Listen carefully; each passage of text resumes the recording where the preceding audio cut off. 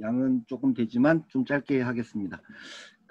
방금 이제 끝에 말씀해 주신 내용과 연결해서 서천에는 갈개가 있는데요. 갈대밭에 사는 그 갈개를 부르는 이름이 3개 마을이 다 다릅니다. 그리고 그 중에 한 마을은 그 갈개를 먹지 않아요. 다른 2마을은 먹는데, 그래서 먹지 않는 마을의 학교에서 만약에 시험에 다음 중 먹을 수 없는 개는 뭐 이런 질문이 시험에 나오면 걔네들은 아마 갈개를 못 먹는 개라고 아마 답을 했을지 모르는데, 옆에 2마을의 학교에서는 먹을 수 있는 개라고 해야 이게 답이 될지도 모르겠습니다. 저는 환경교육을 사실 전공하고 환경교육을 20여 년 해온 입장에서 사실 환경교육을 넘어 생태적 전환을 위한 교육으로 라는 말이 굉장히 사실 이중적일 수밖에 없는 저로서는 이야기인데요. 그럼에도 불구하고 고백하자면 사실 지금까지 우리가 해온 환경교육이 환경 문제나 생태적인 위기 상황을 다루긴 했지만 그 교육이 생태적 원리를 바탕으로 했냐, 그렇게 말하기는 사실 좀 어렵습니다. 그런 면에서 환경교육 자체가 어떤 원칙이나 가치로 보자면 반생태적이었을 수도 사실은 있고, 그런데 아마 들으시는 많은 분들은 생태적 교육과정이나 교육의 생태적 전환이라고 말할 때 그 생태적이라는 말을 각자의 아마 이미지로 아마 받아들이실 것 같은데, 그 편차가 굉장히 크지 않을까, 이제 그런 생각을 좀 해보고요. 오늘 말씀드리려고 하는 요점만 짧게 말씀드리겠습니다. 저는 사실 이제 지난 12년 동안 환경교사가 임용이 안 되면서 제 수업에 들어와서 다른 과목을 시험 준비하느라고 공부하는 아이들이 굉장히 많았어요.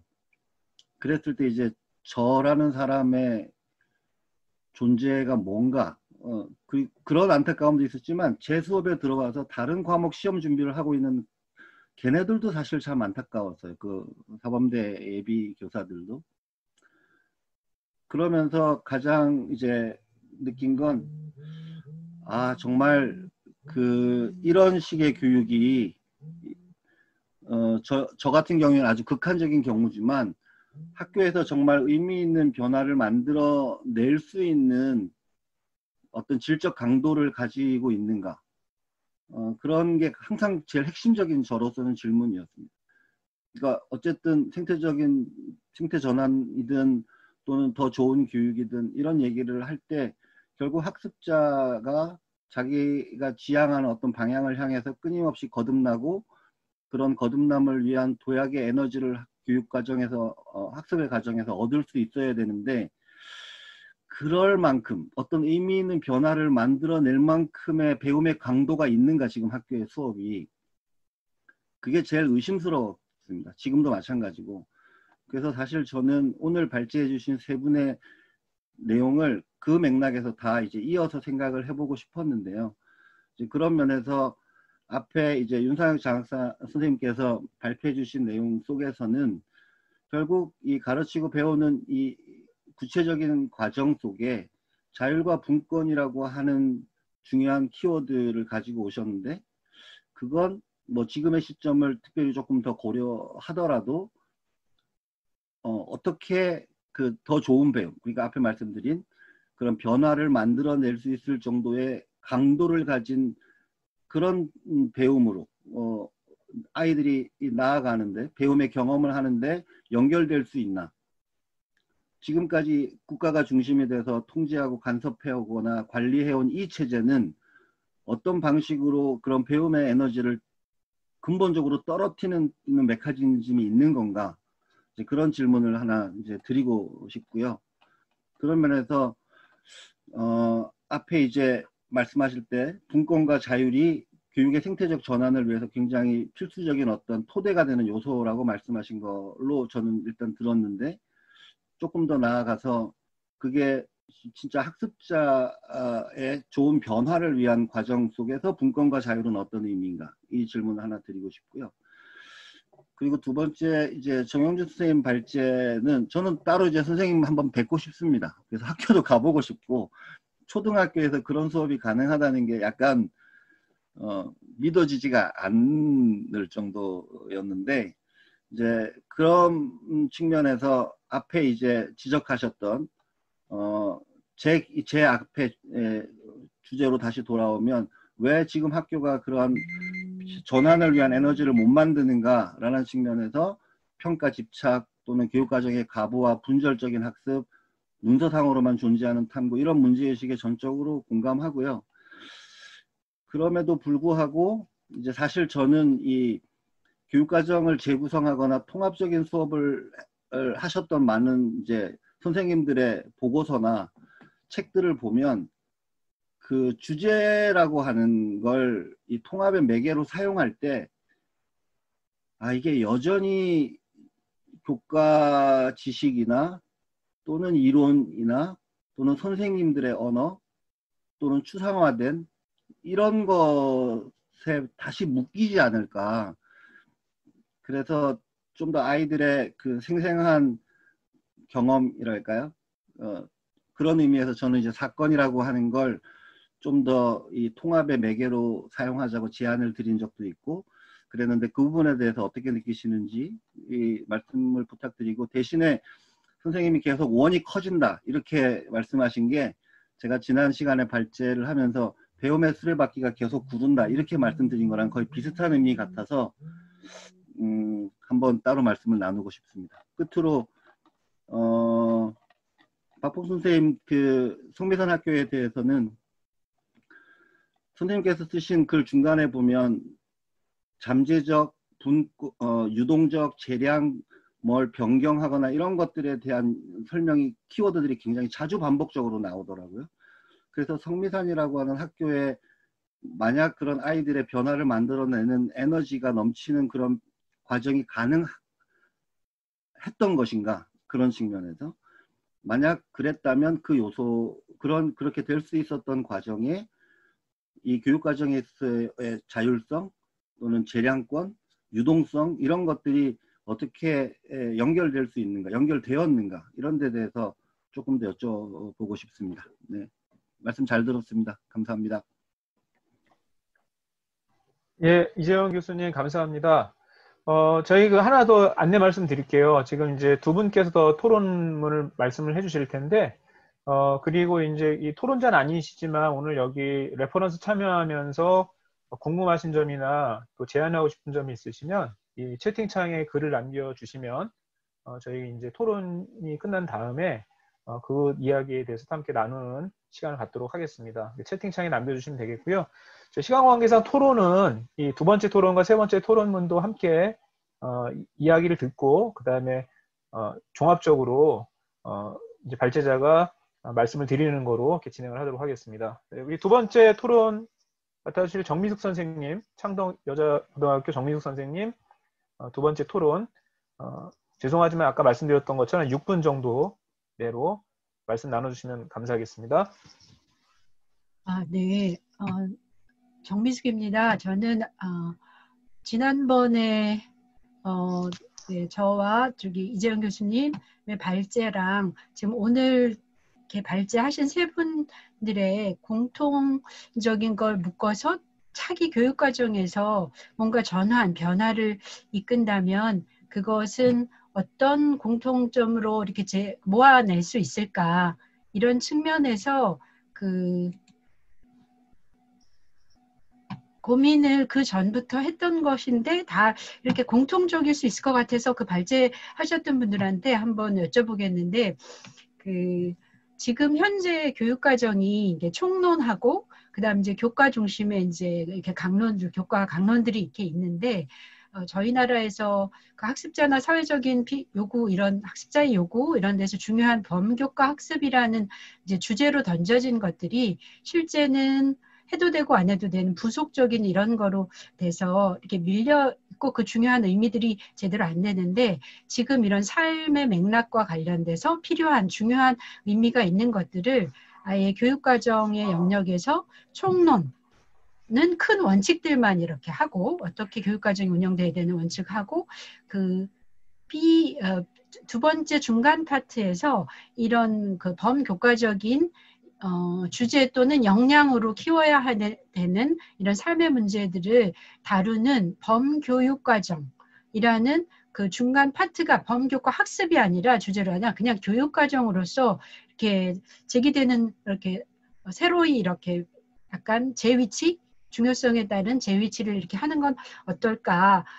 그렇게 하면 지금 정용주 선생님이 얘기하셨던 이런 교육과정들이나 또는 메타 교육과정으로서의 그 생태전환 교육과정 또는 그 이재용 교수님이 얘기하셨던 그 교과 수업도 아니면서 그렇다고 범교과 학습도 아니면서 뭔가 이 새로운 교육과정을 해체하는 뭐 이런 프로젝트 학습 이런 것들이 그 용어나 또는 다른 사람들이 같이 이렇게 공유할 수 있는 거로 기존의 것들을 어떻게 새로이 재정립하고 하는 거에 따라서 이게 그릇이 만들어져야 되는데 그 그릇이 이렇게 너무 혼란스럽고 너무나 새로운 것이면 이렇게 현실적으로 적용이 힘들 거라는 생각이 들어서 그 전에부터 다른 나라에서도 그렇고 우리나라에서도 그런 연구가 그냥 범교과 학습이 아니라 범교육과정이라는 그래서 그 범교육과정은 그냥 기존의 교과와 같이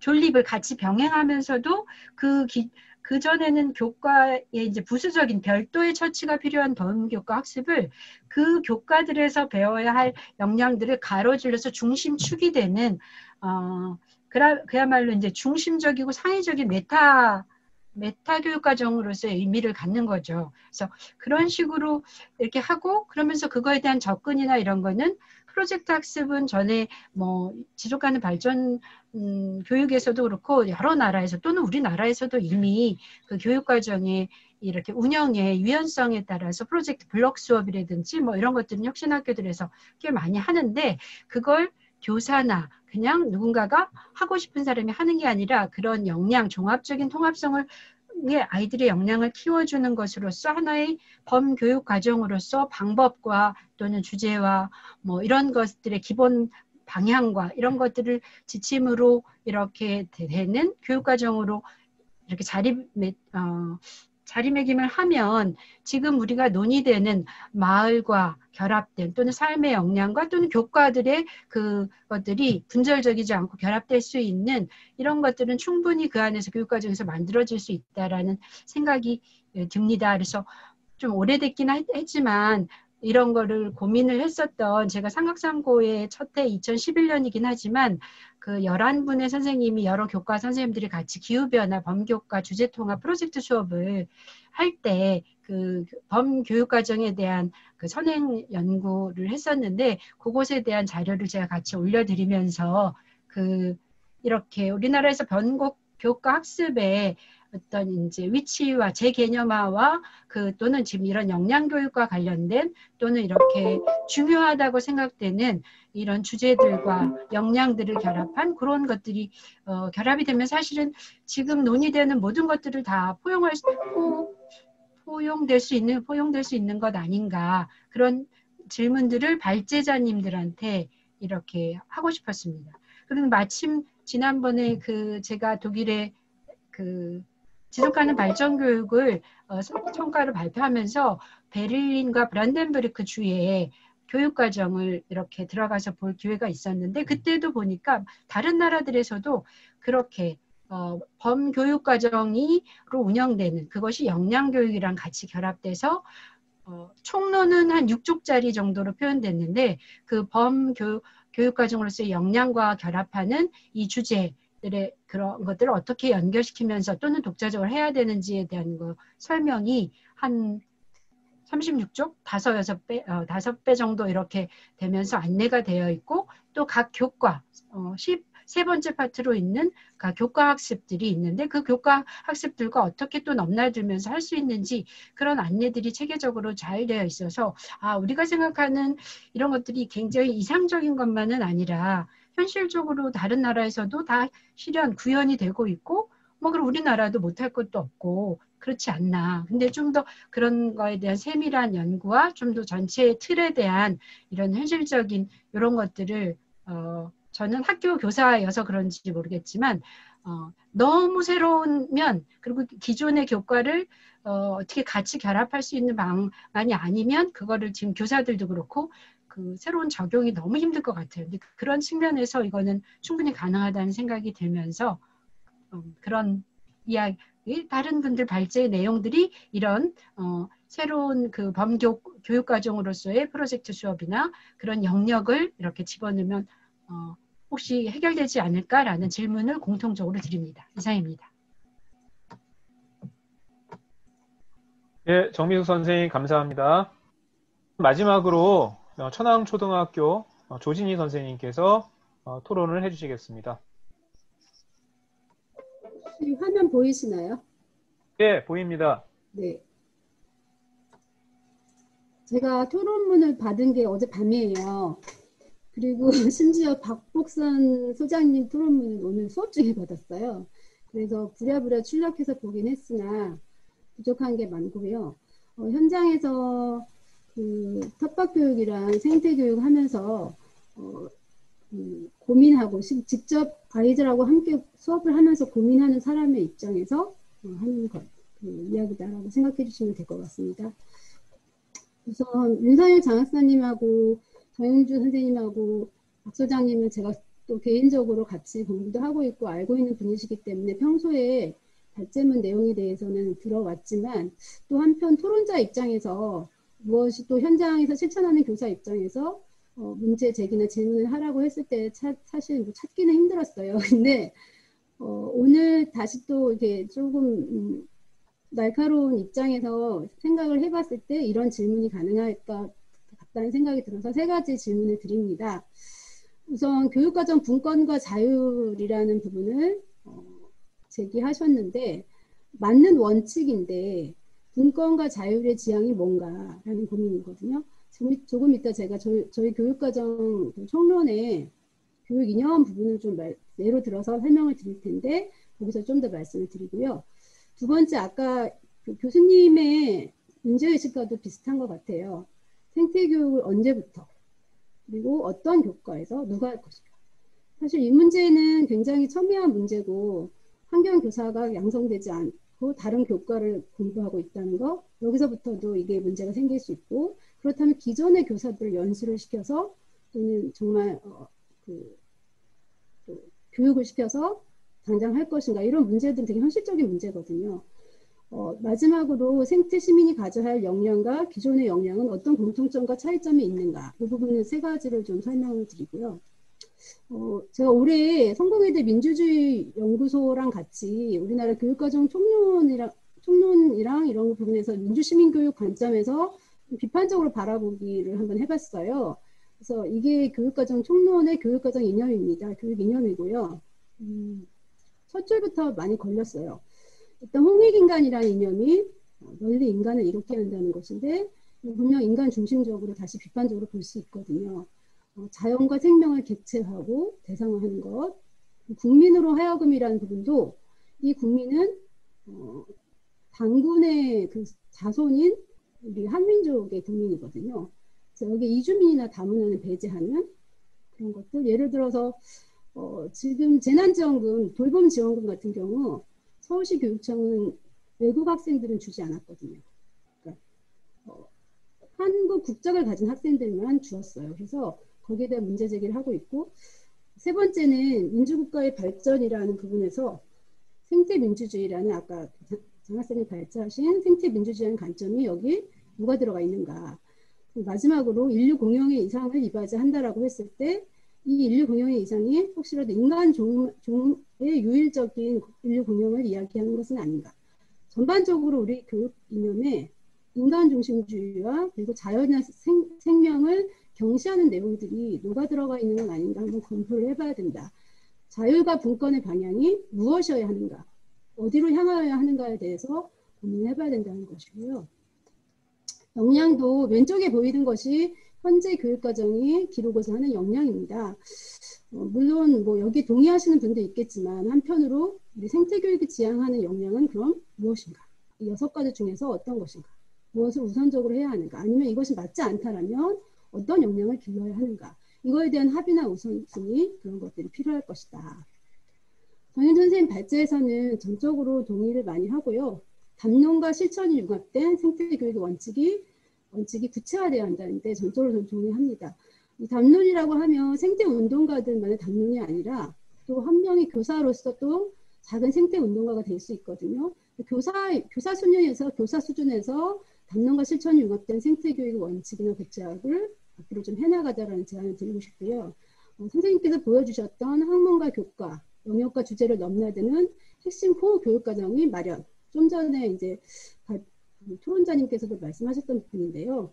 지금 교육청에서 제시되고 있는 생태전환교육도 보면 이런 모든 주제들이 다 이렇게 병렬적으로 나와 있어요. 적정기술, 에너지, 생명, 민주, 노동, 성평등, 도시재생, 마을공동체 이런 것들이 따로 떨어져서 제시가 되어 있고 유기적으로 연계되지 못하고 있거든요.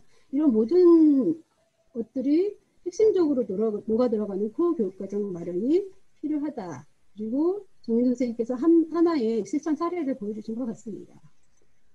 마지막으로 박복선 소장님 발제에서는 또 박 소장님 발제에 제가 동의를 하면서 한편으로 조금 더 세밀하게 들어가 보자라는 말씀을 드리고 싶은데요. 아까 그 주위에 말씀을 하시면서 이제 가정과 국가 사이에 마을이 놓여 있다 이렇게 말씀하셨는데 저는 가정에 대해서도 의문을 품고 싶어요. 독일 여성 사회학자이면서 에코페미니스트인 마리아 미즈는 이 생태주의는 가부장제를 안고 갈 수 없다라고 말씀하셨거든요. 즉 가정이라는 것을 그대로 두고 또 다른 가정을 극복한 마을이 있을 수 있을까? 라는 생각을 하면서 이건 좀 담론 수준에서 좀 생태주의와 페미니즘의 결합이 필요한 거 아닌가라는 그런 제안을 좀 하고 싶고요. 두 번째 문제의식은 선생님께서도 마을만을 고집하고 마을만을 강조하시는 건 아니라고 생각해요. 저도 전적으로 그렇게 생각하고 소남초등학교에서도 마을 교육에 대해서 실험을 했을 때 마을에서 할 수 있는 거에 한계가 분명히 있거든요. 그래서 시스템을 바꾸는 정치적 전환과 내 삶을 바꾸는 삶의 양식의 전환 이 두 가지가 결합된 치우치지 않는 교육을 해야 한다. 근데 기존의 그 교육운동가들은 오히려 앞에 부분에 너무 치우쳐 있었고 지금 생태 내지는 환경 교육을 하는 부분은 뒤에 부분에 치우쳐지지 않았을까. 이 두 가지가 결합된 교육이 되어야 한다라는 생각을 했고요. 마지막으로 이거는 세 분한테 모두 던지고 싶은 질문인데요. 제가 이게 현장에서 교육을 하다 보면 이 생태 시민들, 학생들이 놓여 있는 현재 굉장히 차별적이고 불평등한 상황들이 있어요. 이들의 지식이라든지 감수성이라든지 역량 차이가 있거든요. 하면 할수록 이게 이 학생들이 놓여 있는 불평등한 처지 이런 것들에서 받아들이는 것들은 수용하는 것 또는 겨냥하는 것이 큰 차이가 있다. 이 개별적인 학생들의 차이를 어떻게 극복할 것인가 라는 문제들이 저한테는 좀 고민이 있습니다. 그래서 이 정도로 질문 드리겠습니다. 예, 조진희 선생님 감사합니다. 예, 지금 이제 세 분께서 토론을 해주셨고요. 그냥 순서상 저부터 간단하게 좀 말씀을 드리겠습니다. 그 세 분께서 질문 주신 거에 대해서 이제 종합적인 답변이 될지는 좀 잘 모르겠는데 일단 저 화면을 하나 띄우고 말씀을 드릴게요.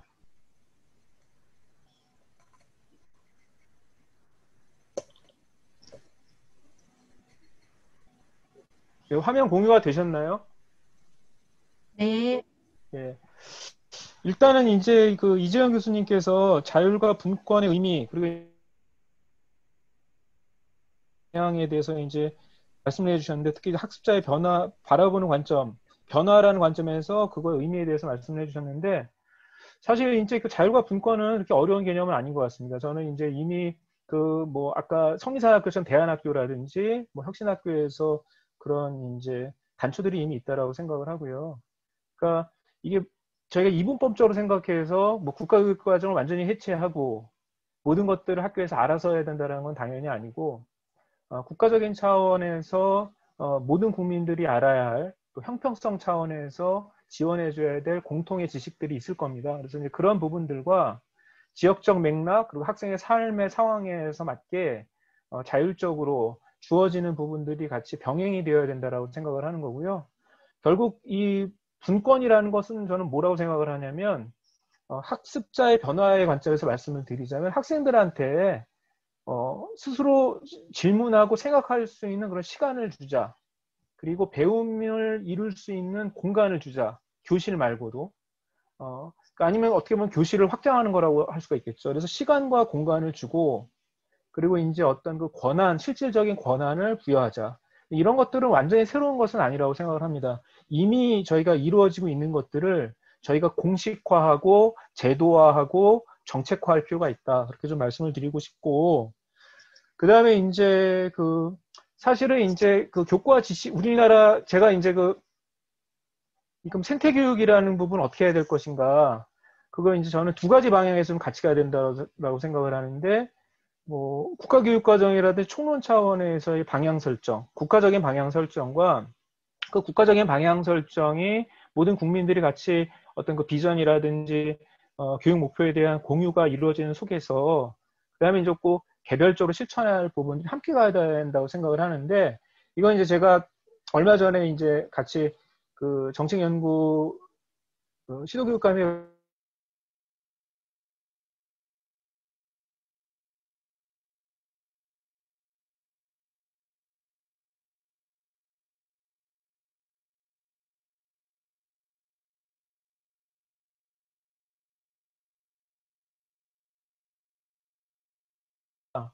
일체적인 사람이라든가 그런 부분들은 없어요. 그래서 이제 그 네 번째 인간이 공동체 의식을 가지고 세계와 소통하는 민주시민이라는 개념이 나오는데 그걸 이제 생태시민성과 어떻게 연결할 수 있을까?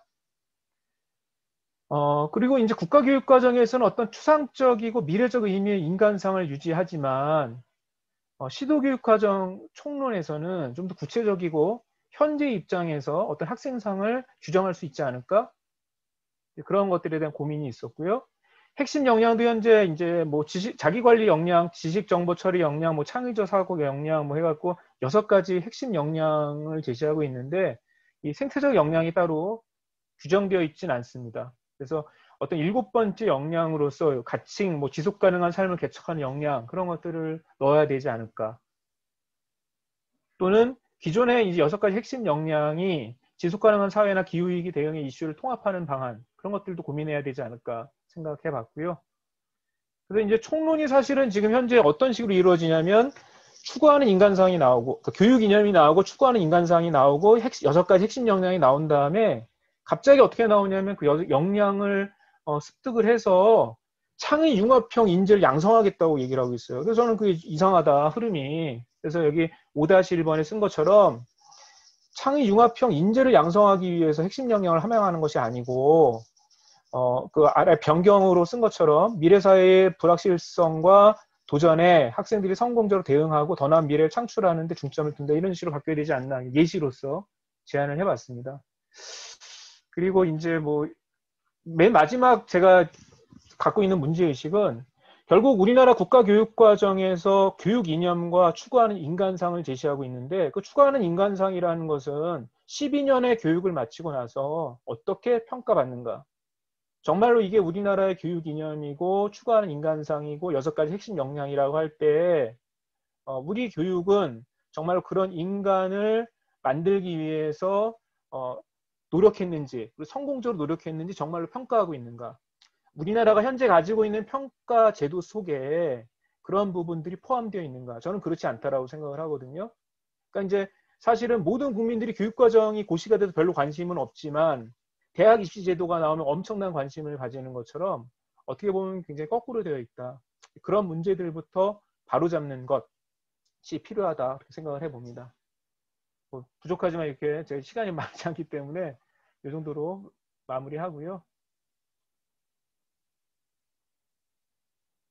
정미숙 선생님께서는 그 범교육과정에 대한 부분 말씀을 해주셨는데, 제가 이제 그 부분에 대해서 구체적으로 이제 어떻게 제가 이제 질문으로서는 잘 받아들여지지가 않아서, 근데 이제 그 범교육과정이라는 측면이 이제 개별적인 교과교육과정도 필요하지만, 그 다음에 이제 어떤 그 범교육과정으로 구성해야 되는 부분들, 그런 것들은 차기 교육과정에서 좀 더 심도 있게 논의되어야 된다, 그렇게 생각한다는 것까지만 말씀을 드리겠습니다.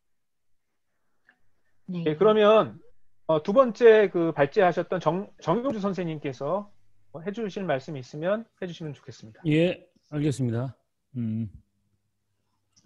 예, 짧게 말씀드려야 되는데,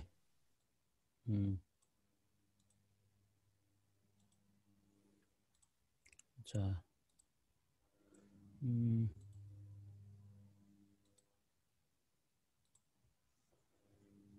예, 제가 지금 드린 메모를 해놨었는데, 들은 얘기는 한 3가지 정도 되는 것 같습니다. 우선, 긴 시간 동안 참여해주셔서 감사드립니다. 우선 사례 얘기인데요. 늘 언제나 그 담론과 케이스 사이에서는 약간 이론과 실천 이런 사이에서의 이 일종의 기란 관계가 좀 있는데, 저도 어디 가면 한 담론 하는 사람인데, 그 담론을 얘기하기가 선생님들하고는 그렇다고 담론이 안 통한다는 얘기가 아니고, 담론과 어떻게 결국은 담론을 실천하는 사람이 교사이기 때문에, 사례는 사례로서 공유하지만 또 사례에 매몰되지 않아야 되는 게 교사의 실천의 일종의 이중성, 다층성이 있는 것 같고, 아까 이재영 교수님이 사건 기반 교육과정 얘기했는데 저는 이거 참 매력적인 주제입니다. 예를 들면 처음에는 핀란드, 솔직히 말씀드리면 핀란드의 현상 기반 학습으로 그냥 쓰지 거의 뭐 싱크로율이 되게 높은데 왜 쓰실까 했는데 나쁘지 않다고 생각합니다. 그리고 되게 매력적인 주제인데요. 제가 그러니까 교육부나 이런 데에 파견 생활을 하기 전에 했었던 실천에서 제가 이제 정리했던 것 중에 이 무설계 교육과정이라는 걸 한번 실천을 했었거든요. 2년 동안. 그러니까 모든 교육과정을 다 그렇게 할 수는 없고 완전히 비워놓고 뭐 이런 교육과정이 잠재적 이런 게 아니라 아예 교육과정 자체를 비워놓고 이 과정 자체를 학생들과 1년 동안 설계해 나간다. 제가 했던 것들은 교육과정 운영상으로 백업할 수 있도록 성취 기준을 종합해서 일종의 플랫폼을 만들어준 겁니다. 예를 들어서 뭐 토론한다, 뭐 한다 이렇게 해서 텃밭과 관련된 일종의 성취 수준을 갖고 일종의 플랫폼을 만들어준 거고 이 안에서의 과정들은 학생들이 다 만들어 나갔어요. 제가 가졌던 원칙은 딱 4가지가 있었습니다. 일종의 흔적만 새긴다. 그러니까 우리가 어떤 것을 딱 이렇게 교과에 깊숙이 빠지는 게 아니라 어쩌면 이렇게 이걸 저희 텃밭 생태교육과정 교육농 쪽에서 어떤 선생님께서 흘려듣기 막 이런 얘기를 하시는데 그러니까 흔적이라는 건 교육과정 그 자체가 완전히 학생에게 도달될 수는 없다. 아무리 설계가 잘 돼 있어도 상호작용이기 때문에. 그래서 약간 흔적을 남긴다라는 의미에서 무설계 교육과정을 하고 일종의 이게 메티스인데 일종의 기술적으로 큰 애를 가르치는 이런 게 아니라 그냥 그 안에서 그럭저럭 그 텃밭의 방향을 학생들이 설계해 나가는 것이었습니다. 그 안에서 학생들은 일종의 하나의 텃밭이 정치적 놀이터기 때문에 하나 차이의 공동체이기도 하고 하나의 미식 꽃문을 만들자. 그리고 그 안에서의 모든 실천은 역할관계에 있지 않고 일종의 대체 불가능한 존재로 만들어 나가자. 이렇게 해가면서 어떤 역할 분담도 없이 만들어 나갔어요. 초기에는 엉망이었고 농사가 제대로 지내가는 건지 1년 내내로 봤을 때도 어떤 작물을 수확해서 이런 개념은 아니었습니다. 근데 이제 유의미한 실천들이 일어났던 게 뭐였냐면 제가 이제 농사를 지면서 이런 질문을 던져요. 학생들에게 막 따먹는 친구들에게 토마토와 오이를 한번 우리가 농사를 짓는데 가장 도움을 많이 주신 분들에게 갖다 주고 나눌까? 근데 아이들은 일괄의 고민도 없이 바로 교장실로 달려갔어요. 교장 선생님은 한 번도 나와보지 않았는데. 제가 그 다음에도 또 주고 누구한테 공유하자, 나누자 이렇게 했는데 계속 교장실로 가는 겁니다. 그래서 저는 그것을 갖고 이제 한 서너 번 질문 그 행동이 일어난 다음에 학생들에게 질문했죠. 왜 텃밭은 토마토와 오이는 교장실로 가지? 그 학생들이 가장 가까이서 도와주는 청소하는 여사님이나 이런 분들의 존재를 인식하지 않았어요.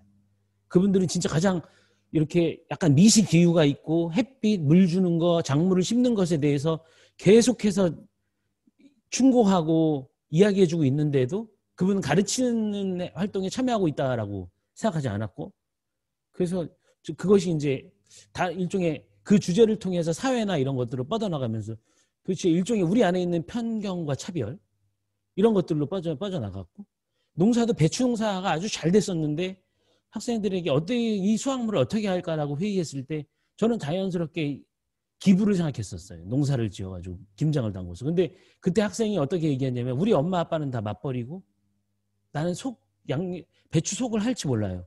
우리 엄마는 퇴근해서 해야 되고 근데 이게 무슨 의미가 있죠? 그래서 그게 일종의 토론으로 이어졌고 1시간 후에 우리 이것을 그냥 배추를 나누는 걸로 끝내자. 이것은 그러니까 이러면서 그 배추를 수확해서 이렇게 기부하는 방향으로 가지 않았습니다. 그러니까 계속해서 사건들이 유발되면서 그러면서 배추를 만들어내가는 학교의 체험학습이라는 게 무슨 문제가 있지? 그리고 이것들이 과연 우리에게 어떤 도움이 되지? 그냥 갖다 준다는 걸로 끝나지? 그리고 우리는 그 사람들한테 가서 그 사람이 진짜 배추김치만 먹고 싶은지 물어봤어? 그 사람들이 총각김치를 원할 수도 있잖아. 백김치를 원할 수도 있고. 이런 식의 토론으로 끝나고 그 배추는 공유를 했습니다. 이런 과정이 1년 동안 진행됐었고요.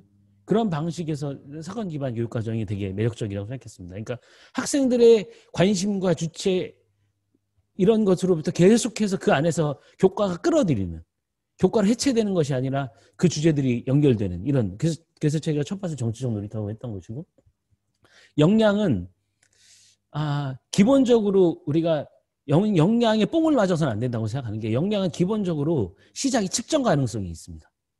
그런데 우리는 기본적으로 인간이 어떤 지식과 무엇을 할 수 있는 능력이라는 게 빙산의 일각에 불과하다는 것을 누구나 동의하고 있었는데 그 역량이 가지는 그 지식, 기능, 가치, 태도를 통합한다라고 하는 그 통합성에 매료돼서 거기에 뽕 맞아서 마치 역량이라는 것이 모든 것의 해결책인 것처럼 생각하는데 역량은 그 자체로 완벽하지는 않습니다. 그리고 측정 가능성이기 때문에 측정할 수 없는 역량에 대해서 우리는 관심을 가져야 되고 그 측정할 수 없는 역량 밑으로 내려가면 그 역량들은 다 연결되어 있습니다. 그런데 제가 했던 이야기는 역량을 조금 더 포괄적으로 정리하자. 그러니까 프랑스나 독일이나 영국이나 이런 나라들로 역량을 개별적으로 하위 역량들을 정리하지만 포괄적인 역량이라는 건 있거든요. 핀란드 같은 경우에는 일종의 포괄적 실행 역량이라고 베이처 선생님이 번역을 했는데 일종의 그 트랜스버설 컴페턴시스에서 저는 일종의 교차 역량이라고도 얘기하는데 여러 교과의 것들을 융합할 수 있는 이런 것들이거든요.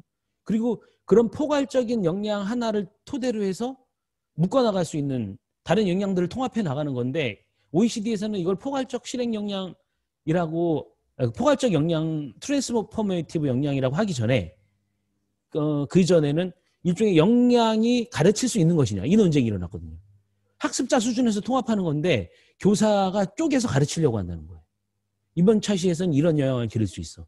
그런 게 아니라 역량이 기본적으로 통합되어 있고 그 통합은 학습자 안에서 통합되는 개념이기 때문에 그 통합성을 가지면서 역량을 접근하자. 그러면 역량은 다양한 역량들을 개별적으로 정의할 수 있지만 그렇지만 그것을 실에 통합하는 사람은 교사이고 학생이고 그 안에 통합성을 어떻게 서포트할 것인가에 대한 문제가 남는다. 이런 것이었고 이 점에서 저는 아까 그 윤장학 선생님이 말씀하신 것에 동의는 하지만 그 문서상에서 단어를 바꾸는 거 이런 거에 대해서 별로 동의하지 않아요.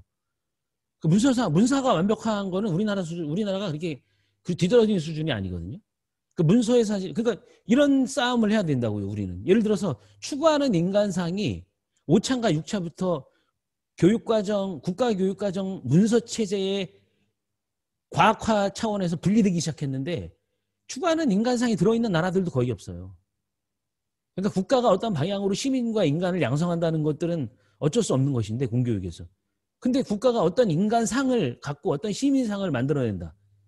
그것은 굉장히 조심하게 접근해야 될 것 중에 하나입니다. 그게 만약에 홍익인간과 연결되면 50년대의 일민주의, 전체주의와도 연결될 수 있다고 생각합니다. 마지막으로 교육과정에서의 범교과의 위치는요. 제도적인 설계 수준의 차이인데 저는 정민수 선생님의 의견에 전적으로 동의합니다. 근데 우선 전제해야 될 건 우리나라에서의 제가 이제 지난번에도 말씀드렸는지 모르겠는데 저는 목표가 창체를 교육과정으로부터 분리시켜내는 게 1차적으로 제가 가지고 있는 상상력의 첫 번째 단계예요. 창체는 좀 떼어내자.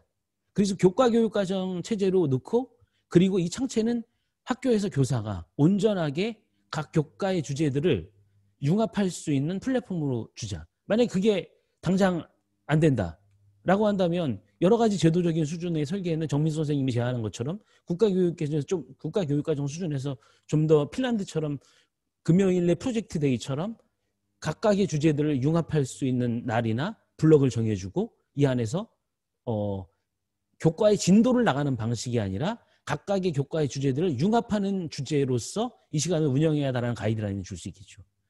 독일이나 이런 핀란드처럼 이런 방식으로 나간다면 우리가 자율적으로 운영할 수 있는 교육과정 안에서의 파이가 커지고 이 포지션과 파이가 커질수록 일종의 이것은 다음 제도 국가 수준 교육과정의 제도화로 연결되면서 그것은 창체 자체가 법령에 의해서 창체를 규율하는 게 아니라 교육과정의 자율분권에 따라서 교사들이 그 안에서 다양한 방식으로 채울 수 있는 것으로 하고 그 자율성이 참 희한한 게 그런 자율성을 줬는데 교사들이 대부분 다 그 프로젝트가 수렴되는 거 시민교육이고 생태교육이라는 겁니다. 다른 나라의 사례를 보면. 그 두 가지가 통합성이 굉장히 높기 때문에 그렇게 국가교육과정의 방향을 그렇게 끌고 가야 된다는 거고 그 사이에서는 이게 되기 전까지는 아무것도 안 된다. 이건 아니고 입시 떼어내고 분과로 쪼개진 거 하면 이 안에서 우리는 할 수 없느냐. 현재의 창체만으로의 그 성취 기준의 조합만으로도 굉장히 많은 것들을 우리가 교사가 핸들링할 수 있다는 생각입니다. 그게 뭐 초등, 중등을 넘어가고 이러면 입시 이런 거와 연결돼서 여러 가지 문제점이 있을 텐데 그 점을 우리가 가지고 있는 포션은 우리가 넓혀 나가면서 그것을 제도화시키는 방법으로 더 많은 것들을 요구해야 된다고 생각합니다. 이상입니다.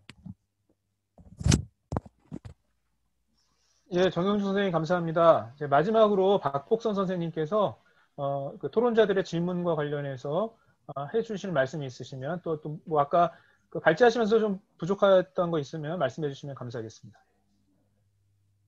예,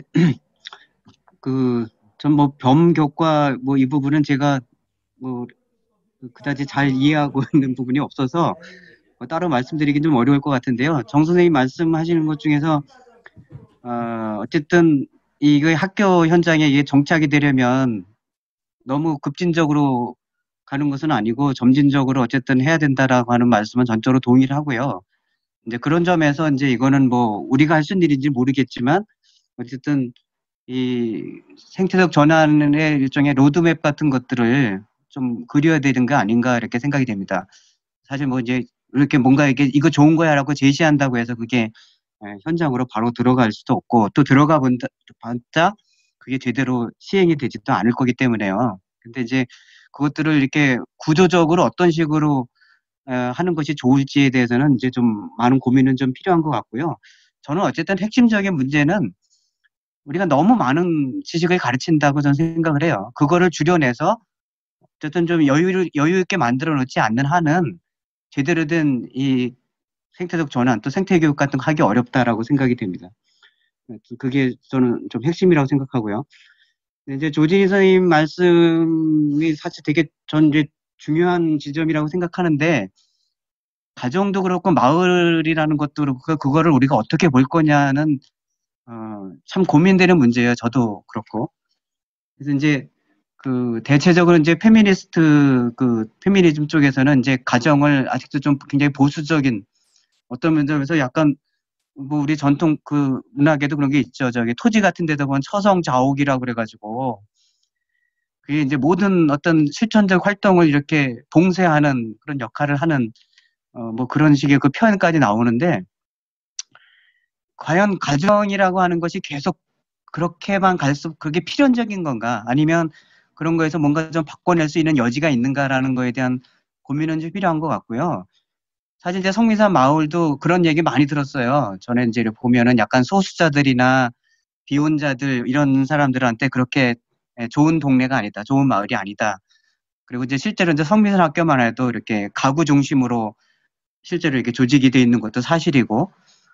그래서 이제 그런 식으로 보면 그 말이 맞아요. 근데 이제 한편에서 보면 또 이렇게 좋은 삶을 지향하는 사람들이 모였기 때문에 거기서 생겨나는 새로운 것들이 또 있거든요.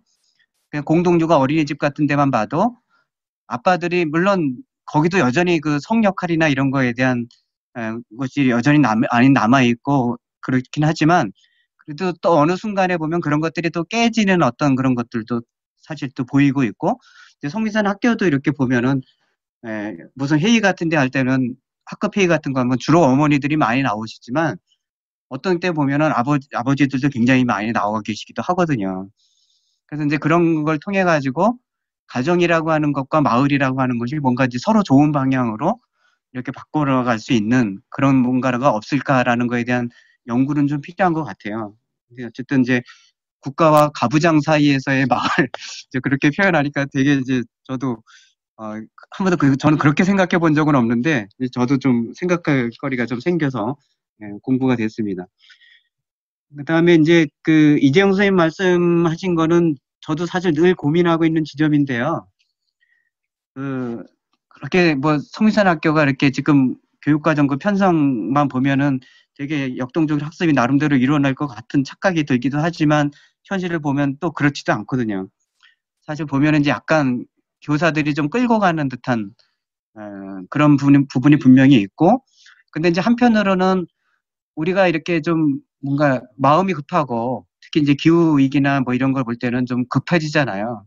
그러면 이런 부분들을 학생들에게 어떤 배움의 욕구 같은 것들하고 어떻게 이거를 연결시킬 수 있을까라고 생각하는 거는 사실 굉장히 좀 여유가 있어야 되는데 그게 좀 안 되는 부분은 좀 있어요. 안 되는 부분이 있고, 하나는 이제 우리가 마음이 급해지는 것도 하나 있고, 또 하나는 아까도 말씀드렸지만 대안학교이기 때문에 이중으로 겪는 고통이 있거든요.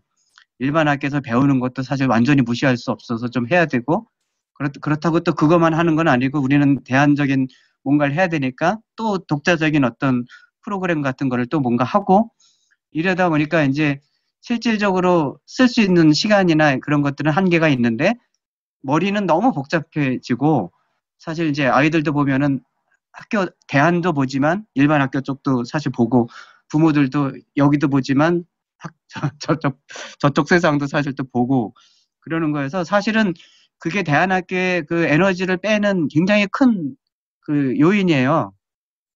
뭔가 이렇게 전념하게 어렵게 만드는 부분들이 있어요. 그런 게. 그래서 그런 문제는 이제 대안학교는 대안학교가 가지고는 약간 구조적인 한계 같은 건데 아이들도 있고 부모들도 있고 그렇긴 하지만 어쨌든 우리가 좀 더 학생들의 어떤 자발성과 그 학습의 욕구 같은 것들을 뭔가 이렇게 끌어내는 것들에 대해서는 우리가 이제 훨씬 더 많은 고민을 해야 되고, 근데 이제 우리 역량이 아직 그에 좀 못 미치는 거는 있는 것 같습니다.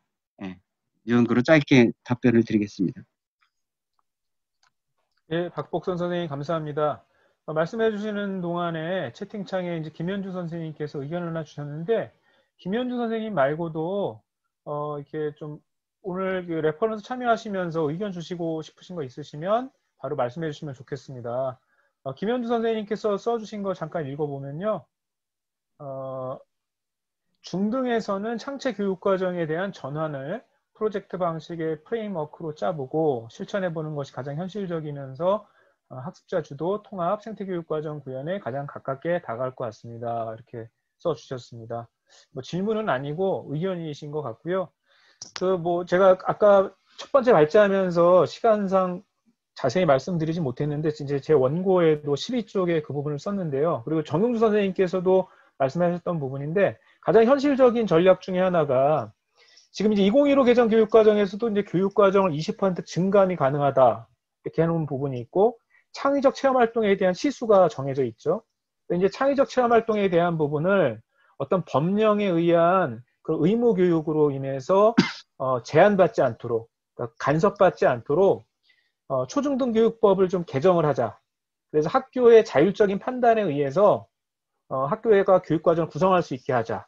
그래서 이제 창의적 체험활동만이라도 온전히 말 그대로 창의적 체험활동이 가능하게끔 운영하게 하자.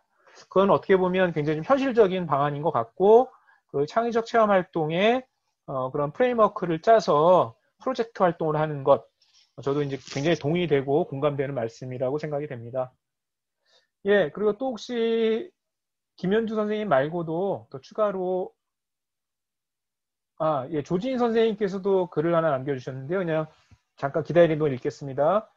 박복선 선생님의 말씀에 대한 또 말씀인 것 같은데요. 좋은 가정이라는 가정을 깨고, 좋은 국가라는 가정을 깨고, 이에 대한 비판적인 관점 위에서 가부장제와 국가자본의 문제점을 해결하는 좋은 마을에서야 생태전환 교육이 지향해야 할 방향이 마련된다고 봅니다. 이렇게 써주셨습니다. 이 부분은 좀 더 나중에 더 깊이 있게 논의를 했으면 좋겠다. 이렇게 박복선 선생님께서도 말씀해 주셨고 조진희 선생님께서도 이렇게 남겨주셨습니다. 예, 혹시 한 분 정도만 더 질문이나 의견 같은 거 있으시면 말씀해 주시면 감사하겠습니다.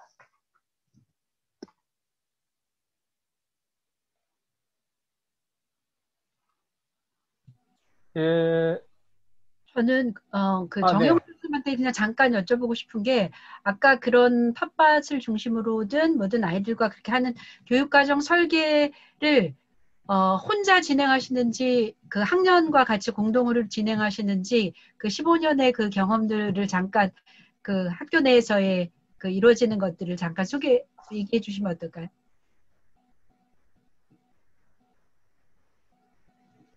정영주 선생님 못 들으셨나?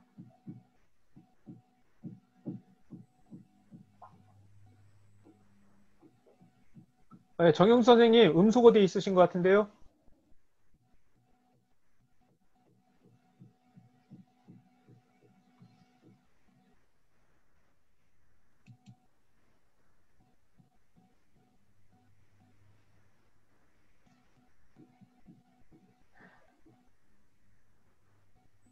음소거 해제됐는데 얘기하세요.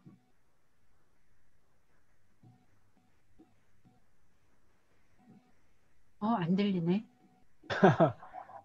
말씀이 안 들리네요. 그 잠깐 하시는 중에 김현주 선생님이 글 하나 또 올려주셨네요. 창체를 맡는 교사들의 역량과 자발성의 문제인데 그 부분을 지역이 함께하는 교육과정 거버넌스 구축을 시도해 보는 게 어떨까요? 해주셨는데요. 네, 굉장히 중요한 지적이고 제안이신 것 같습니다. 어떻게 보면 이제 각 그 시도교육청에서 이런 부분들에 대한 고민이 필요하다 생각하고 또 고민을 하고 있는 거로 알고 있습니다. 정용 선생님 말씀하십시오.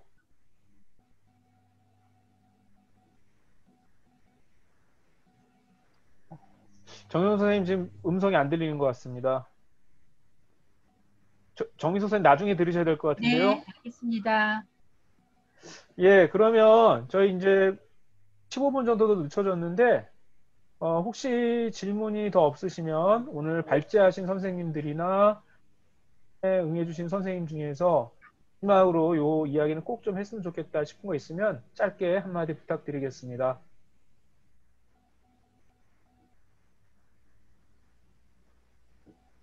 저는 자율과 분권에서 저희 나라가 이제 교과 지식 중심의 이런 교육도 그렇게 받았고 그렇게 많은 분들이 여전히 그 부분이 이제 크게 자리하고 있기 때문에 어떤 기본 방향 이렇게 하는 것에서 학교에서 이루어야 할 것은 뭐고 아이들한테 중요하게 저기 해줘야 되는 방향은 뭐고 하는 기본 지침, 기본 방향이나 그거에 대한 이런 것들은 명확히 또 있지 않으면 그야말로 교사에 따라 뭐에 따라 너무 이렇게 중구난방 또는 방향 없이 막 이렇게 가질 수 있는 가능성도 충분히 있다라고 생각하기 때문에 그런 것들에 대한 논의와 지침 뭐 이런 것들도 필요하고 그 다음에 우리나라는 아까 그 윤정학 사님이 교육과정상에서 목표로 하는 것들을 어떻게 성취했는지 그런 능력이든 아니면 뭐 이렇게 목표하는 거를 했는지 피드백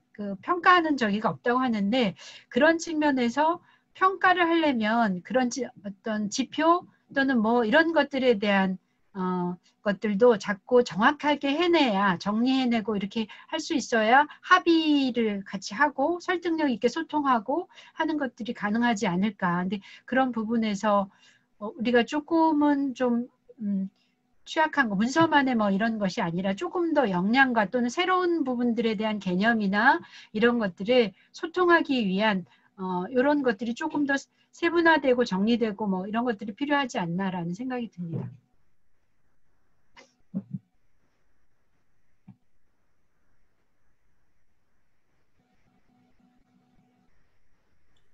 예, 정민 선생님 감사합니다.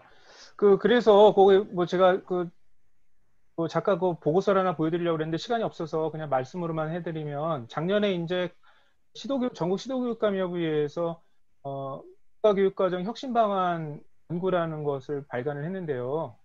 거기에 이제 보면 이제 그 교육과정 거버넌스, 아까 이제 김현수 선생님께서도 말씀하셨는데 교육과정 거버넌스를 자율과 분권을 중심으로 구축한다고 할 때 사실 국가교육과정이 모든 걸 다 방관한다는 뜻은 아니거든요. 이제 국가교육과정 또는 국가의 역할이 달라진다라는 뜻인데 그랬을 때 어떻게 보면 더 세세하게 가이드라인을 해줘야 될 부분은 있다고 생각합니다. 그게 저희는 이번에 그 코로나 사태에서도 여실히 드러났다고 생각하는데 학교에서 갖고 있는 불만이 정말로 필요한 가이드라인들은 제시하지 않고 학교의 책임으로 떠넘기고 학교가 자율적으로 운영해야 될 부분들에 대해서는 간섭을 한다. 라는 부분들에 굉장히 불만이 컸었던 것 같아요. 그래서 과연 국가가 해야 되고 책임지고 가이드해야 될 부분이 무엇인가? 그리고 학교의 자율성과 권한을 줘야 되는 부분은 무엇인가? 그 부분을 명확하게 하고 어떻게 보면 국가에서 해야 될 역할들을 좀 더 촘촘히 또 세밀하게 해야 될 부분들이 분명히 있다고 생각하고요. 그런 거에 대한 예시가 아까 말씀드렸던 그 시도교육감협의회 작년에 나왔던 그 국가교육과정 혁신방안 연구에 포함이 되어 있습니다. 나중에 한번 참고해 보시면 좋을 것 같고요. 예, 그러면 지금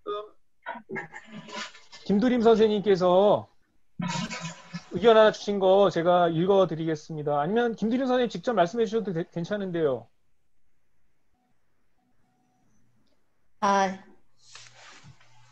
예, 요거까지 저희 김두림 선생님 마지막 말씀 듣고 저희가 마무리하겠습니다. 김두림 선생님. 제가 마이크 연결을 안 했는데요. 잘 들립니다. 그래요. 고맙습니다. 제가 늦게 들어와서 딱히 얘기하기가 되게 좀 민망해가지고 글만 쓰고 이렇게 쓰고 말고 감사하다 하고 끝내려고 했는데 굳이 또 불러주시네요. 교과교육하고 입시교육에서 교육과정이 벗어나지 않으면 지금처럼 창의적 체험 활동이라는 쬐꼬만 구멍 안에다가 온갖 것을 다 밀어넣고 있잖아요. 이 와중에 무슨 생태전환 교육이 가능하겠는가 하는 생각을 좀 하고 있습니다. 몇몇 깨어있는 여기 계신 여러분들 말고는 엄두를 낼 수 있는 상황이 아니에요. 그 얘기 하고 싶었어요. 다 같이 공감하실 얘기. 예, 선생님 감사합니다. 네, 정말 뭐 갈 길이 멀지만 사실은 또 저희가 방향은 어느 정도 정해져 있는 것 같습니다.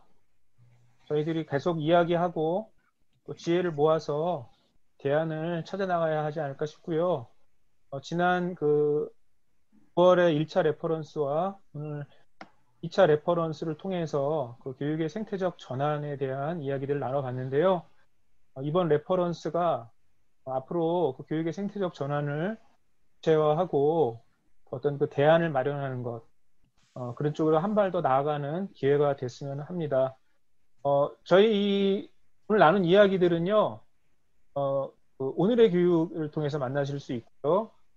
또 이제 교육 공동체 버스에서 앞으로도 이 교육의 생태적 전환과 관련된 포럼을 계속 지속적으로 여러 가지 생각을 가지고 있습니다. 그래서 계속 관심 가져주시고 해주시고 다음 기회에 오늘의 교육이나 또는 이렇게 레퍼런스로 다시 또 만나 뵙기를 희망합니다. 오늘 발제해 주신 선생님들 그리고 토론해 주신 선생님들 이 레퍼런스에 참여해 주신 모든 선생님들께 감사 말씀드리고요.